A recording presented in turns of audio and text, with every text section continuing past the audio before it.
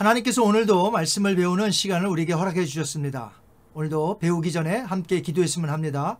주님과 함께 동행하여서 주어진 환경에서 승리하게 해달라고 기도하시고요. 오늘도 말씀을 배울 때 큰 은혜 주옵소서, 깨달음을 주옵소서, 다 함께 기도하십니다. 거룩하신 아버지 하나님, 오늘도 말씀을 배우는 시간을 우리에게 허락해 주셨습니다. 우리가 늘 승리하게 하시고 말씀으로 환경을 뛰어넘어 이기게 하옵시고, 오늘도 성령님 가르쳐 주셔서 우리에게 지혜와 명철을 주심으로 깨닫게 하옵소서. 감사하며 예수님의 이름으로 기도하옵나이다. 아멘. 오늘은 바른신학 바른생활 제11과 구원의 서정 소명에 대해서 배우도록 하겠습니다.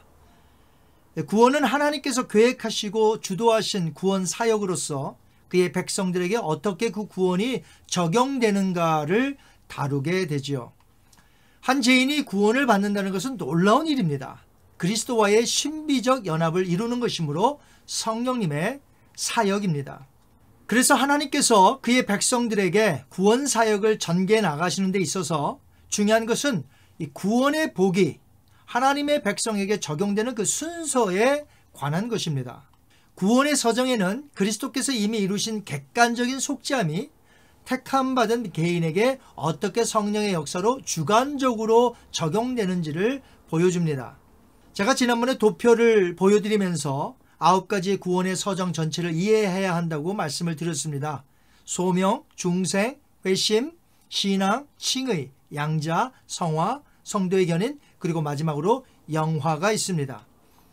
1번 소명서부터 6번 양자까지는 구원을 받을 때 동시에 일어나는 사건이라고 말씀을 드렸습니다. 그래서 6번까지 일어나는 구원을 영어로는 The beginning of salvation에 해당이 됩니다. 오늘 구원의 서정 중에 논리적 순서로 첫 번째에 해당이 되는 소명에 대해서 배우고자 합니다. 소명이라 함은 미리 정하신 자, 즉 구원 얻기로 선택된 자를 향한 하나님의 부르심을 뜻합니다. 로마서 8장 30절을 보면 구원의 서정의 첫 번째로 바울은 소명, 그 부르심을 말했습니다. 한번 볼까요?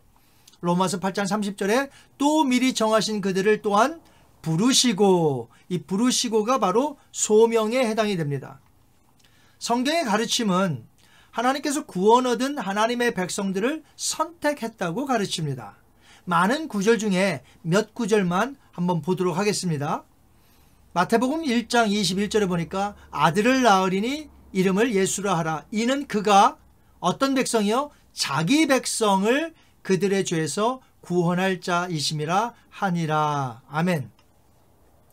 에베소서 1장 4절에 보니까 곧 창세전에 그리스도 안에서 우리를 택하사, 우리를 택했다는 것이죠. 에베소서 1장 5절입니다. 그 기쁘신 뜻대로 우리를 예정하사, 구원하기로 예정하셨다는 것이죠. 예수 그리스도로 말미암아 자기 아들들이 되게 하셨으니. 아멘. 요한복음 10장 26절 27절 말씀 보니까 너희가 내 양이 아니므로 믿지 아니하는도다. 내 양은 내 음성을 들으며 나는 그들을 알며 그들은 나를 따르느니라. 아멘. 여기 보니까 내 양, 너희들은 내 양이 아니므로, 이렇게 예수님이 구별을 해주셨어요.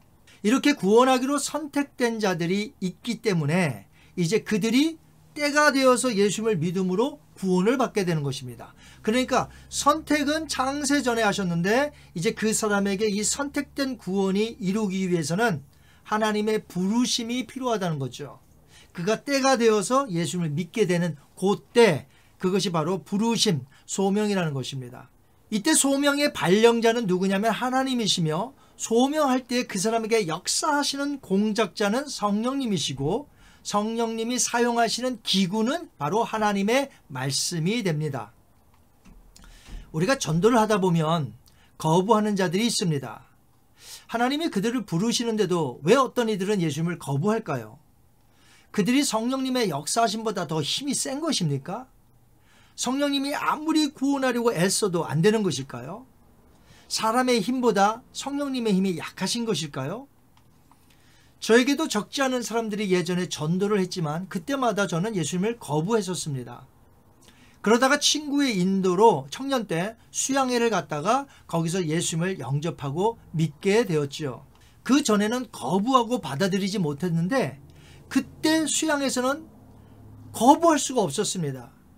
예수를 믿게 되었다는 거죠.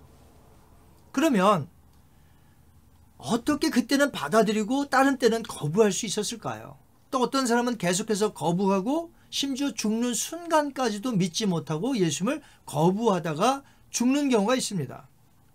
그 이유는요, 소명에는 외적 소명과 내적 소명이 있기 때문에 그렇습니다. 내적 소명은 택자를 부르시는 유효적인 부르심으로 그때 택자는 성령님의 능력에 항거할 수가 없어요. 받아들이게 된다는 거죠. 그래서 구원을 받게 됩니다. 그러니까 수양회에서 저에게는 내적 소명이 임했던 것이에요. 즉 유효적인 부르심이 있었기에 제가 회개하고 예수를 믿을 수 있었다는 것이죠. 그러나 외적 소명은 그 외적 소명 중에 내적 소명이 들어갈 수 있지만 외적 소명 중에는 내가 얼마든지 거부할 수 있다는 것이죠. 왜냐하면 그 부르심에는 내적 소명이 없을 수 있기 때문에 그래요. 그래서 하나님께서 우리에게 초청의 부르심인데 이때 택자든 불택자든 거부할 수 있게 되는 것입니다. 왜냐하면 외적인 소명이 있기 때문에 그래요. 택한 자라 할지라도 그때 거부할 수 있게 되는데 그 이유는 아직 그 사람이 구원받을 때가 아직 되지 않았던 것입니다. 다시 말해서 소명의 말씀이 단지 구원의 복음만을 전파하여 죄인들의 귀에 들리게 하는 것만으로 그쳤기 때문에 아무런 회개하는 역사가 나타나지 않았다는 것이죠. 구원을 위한 내적 소명은 구원을 위한 내적 부르심입니다. 이 부르심은 말씀을 통해 성령의 역사로 되어진 유효적인 부르심이기에 사람이 절대로 거부할 수 없게 된다는 것이죠. 만약 그 사람이 전에 몇 번씩 거부했었던 적이 있었다면 그때의 부르심은 단지 외적 소명이었을 뿐이라는 것입니다. 하나님이 그 사람을 구원시키기로 유효적인 부르심을 했다면 절대로 후회나 변함 그리고 취소되지 않는 하나님의 부르심입니다. 그러나 외적 소명은 모든 인간에게 임하지만 내적 소명이 아니기에 그 부르심에 얼마든지 사람이 거부할 수 있게 되는 것이죠. 내적 소명은 성령에 의하여 이루어지며 하나님 아버지께서 그리스도 안에서 택하신 자를 영생으로 초대하시는 영원한 부르심입니다. 바울의 가르침을 볼까요? 디모데전서 6장 12절 말씀입니다. 믿음의 선한 싸움을 싸우라 영생을 취하라 이를 위하여 너가 부르심을 받았고 아멘. 빌립보서 3장 14절을 보니까 표대를 향하여 그리스도 예수 안에서 하나님이 위에서 부르신 부름의 상을 위하여 달려가노라. 히브리서 저자도 하나님의 유효적인 부르심 즉 내적 소명에 대해서 이렇게 말했습니다. 히브리서 3장 1절입니다. 그러므로 함께 하늘의 부르심을 받은 거룩한 형제들아. 우리가 나가서 전도하는 것은 분명 사람들로 하여금 하나님의 부르심을 듣게 하는 것입니다. 그들이 복음도 듣습니다. 하나님의 초청의 은혜로운 복음입니다. 외적 소명인 것이죠. 하지만 거부하는 것은 그들에게 구원 얻는 성령의 역사, 즉 내적 소명이 그때 없었기 때문인 것이죠. 그렇다면 그들은 얼마든지 거부하게 됩니다. 그러나 그 중에서 믿고 회개하여 예수를 믿는 자들에게는 내적 소명이 임했다는 것이죠. 예수님께서 혼인잔치의 비유를 말씀하셨는데 거기에 보면 외적 소명과 내적 소명이 잘 나옵니다. 어떤 임금이 아들의 혼인잔치를 배설하고서는 종들을 보내어 사람들을 청하지요. 그런데 이 청한 사람들이 오기를 싫어합니다. 또다시 청한 사람들에게 종들을 보내죠. 왕이. 하지만 여러 가지 핑계를 대고 거부합니다. 심지어 어떤 악한 사람은 이 보낸 종들을 죽입니다. 왕은 노하지요. 그 살인자들을 진멸하고 그 다음에 다른 종들을 보내서 내 거리에 길거리에 사람을 만나는 대로 데리고 오라는 것이죠. 그 사람들은 혼인잔치에 응합니다. 참여하게 된다는 내용이죠. 그러면서 이렇게 말씀하셨습니다. 마태복음 22장 14절에 청함을 받은 자는 많되 택함을 입은 자는 적으니라. 청함을 받은 자는 많다고 하신 것은 예수님이 오셔서 복음을 전하여 구원으로 초청하였지만 많은 사람들이 예수님을 거부하였습니다. 외적 소명으로만 끝나버린 것이죠. 그러나 택함을 입은 자는 적으니라. 이 말씀은 외적 소명 중에서도 복음을 받아들일 수 있도록 내적 소명이 그 사람들에게 임하여 구원을 받게 됐다는 것을 뜻합니다. 예수님께서 말씀을 전하실 때에도 믿지 아니하는 유대인들을 향해 이렇게 말씀하셨습니다. 요한복음 6장 36절 37절에 보니까 그러나 내가 너희에게 이르기를 너희는 나를 보고도 믿지 아니하는도다 하였느니라. 아버지께서 내게 주신 자는 다 내게로 올 것이요 내게 오는 자는 내가 결코 내쫓지 아니하리라. 아멘. 그런데 다른 곳에서 말씀을 전하실 때에 믿지 않는 자들도 있었지만 그때는 믿는 자들도 생겼습니다. 요한복음 10장 42절에 보니까 그리하여 거기서 많은 사람이 예수를 믿으니라. 그렇다면 복음이 들려져서 소명이 주어졌지만 끝내 예수님을 거부하여 믿지 않는 자들은 어떻게 됩니까? 그 책임이 선택받지 않았기 때문에 하나님에게 있는 것입니까? 아니면 거부한 그 당사자에게 그 책임이 있는 것일까요? 예수님의 말씀에 보면 한결같이 거부한 그들의 악한 죄악을 지적하고 계신다는 사실을 우리가 알 수가 있습니다. 요한복음 8장 24절에 보니까 너희가 만일 내가 그인 줄 믿지 아니하면 너희 죄 가운데서 죽으리라. 어느 가운데서 죽습니까? 죄 가운데서 죽으리라. 너희 죄 가운데서 죽으리라 하셨습니다. 요한복음 8장 43절에서 45절 보니까 어찌하여 내 말을 깨닫지 못하느냐. 이는 내 말을 들을 줄 알지 못함이로다. 너희는 너희 아비 마귀에게서 났으니 내가 진리를 말함으로 너희가 나를 믿지 아니하는도다. 예수님의 말씀에 의하면 그들이 거부하고 믿지 않는 것은 그들의 죄악 때문이요 마귀를 아비로 두어 거짓말에만 익숙하고 진리를 싫어하기 때문이라는 것입니다. 바울의 말도 들어보시기 바랍니다. 로마서 1장 28절에서 30절입니다.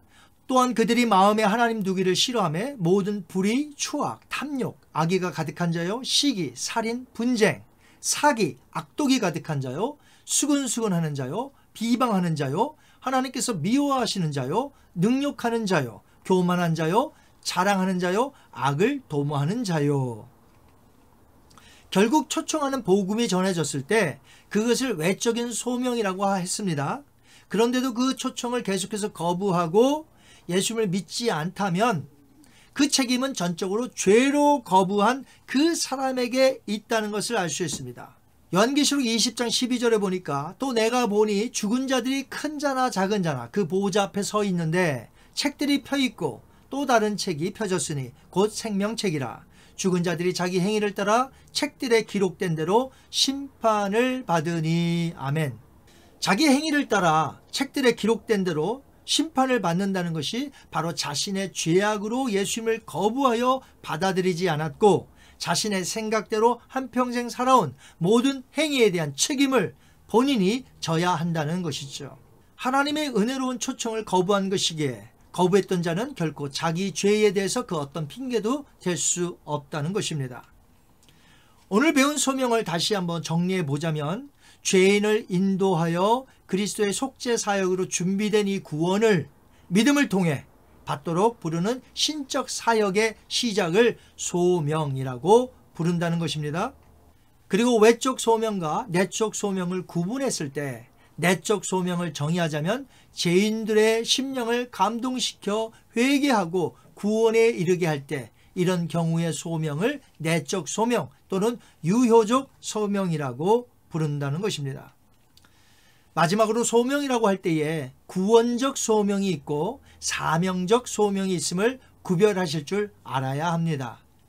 어떤 죄인이 구원 얻도록 처음에 부르실 때를 구원적 소명이라고 부른다면 이제 구원받은 자로서 예를 들어서 목사가 되려고 했을 때 흔히 신학교에서 목사가 되려고 하는 자에게 묻는 질문입니다. 목사로 소명이 있습니까?